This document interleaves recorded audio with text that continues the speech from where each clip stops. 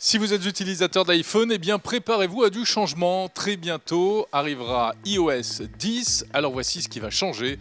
Tout d'abord, en ce qui concerne les notifications. Apple a complètement modifié le système de notification sur iOS 10. Pourquoi? Parce qu'en fait, il y avait un petit problème avec l'iPhone.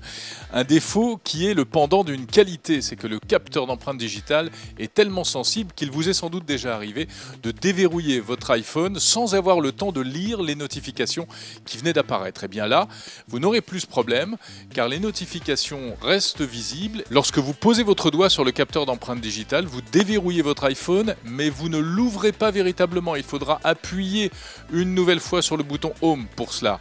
Alors en attendant, vous pouvez consulter toutes les notifications et même y répondre directement sans entrer dans l'iPhone. Et sur les iPhones les plus récents, c'est-à-dire 6S, 6S Plus et les suivants, il suffit de soulever l'iPhone pour l'allumer et consulter ainsi les notifications.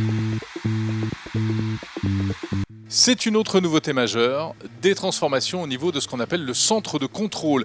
Ce sont les fonctions qui apparaissent lorsque vous faites glisser votre doigt du bas vers le haut de l'écran. Comme jusqu'à maintenant, on conserve l'accès au mode avion, au réglage du Wi-Fi, du Bluetooth, également au mode Night Shift, à l'appareil photo ou encore la torche. Là, rien ne change. Ce qui est nouveau, c'est lorsque vous faites glisser votre doigt sur la droite, vous découvrez une page supplémentaire qui va vous permettre de piloter la musique.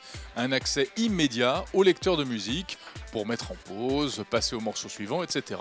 Et ce n'est pas terminé, on fait glisser encore une fois sur la droite et on accède à une troisième page où l'on va trouver un certain nombre d'applications liées à la plateforme HomeKit, c'est-à-dire pour le pilotage des objets à la maison, des objets connectés. Enfin, lorsque l'iPhone est déverrouillé, eh bien, il y a du nouveau quand on fait glisser son doigt, cette fois vers la gauche. C'est la page du moteur de recherche qui se retrouve enrichie. Auparavant, on avait juste les dernières applications que l'on avait utilisées. Maintenant, on va véritablement avoir une page baptisée Aujourd'hui qui vous permet d'accéder à toutes sortes de widgets. Alors, la météo, vos prochains rendez-vous ou encore des notifications. Bien entendu, l'avantage, c'est que l'on peut configurer tous les widgets au choix et ça nous rappelle des petites choses qui existent déjà sur Android. Mais la plus grosse nouveauté de cette iOS 10, elle se passe du côté de l'application Message. Message qui va devenir complètement fun, avec tout d'abord des emojis beaucoup plus gros, c'est bien pour les bigleux, et puis beaucoup plus intelligents grâce à un système prédictif. Par exemple, si vous tapez un mot, immédiatement, l'application Message vous propose l'emoji correspondant. Vous n'aurez plus à le chercher parmi des milliers de petits dessins.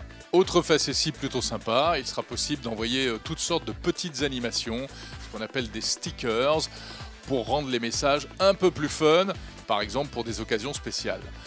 Il sera possible également d'envoyer des petites vidéos, c'est une fonction véritablement enrichissante pour l'application iMessage, ou encore des notes manuscrites.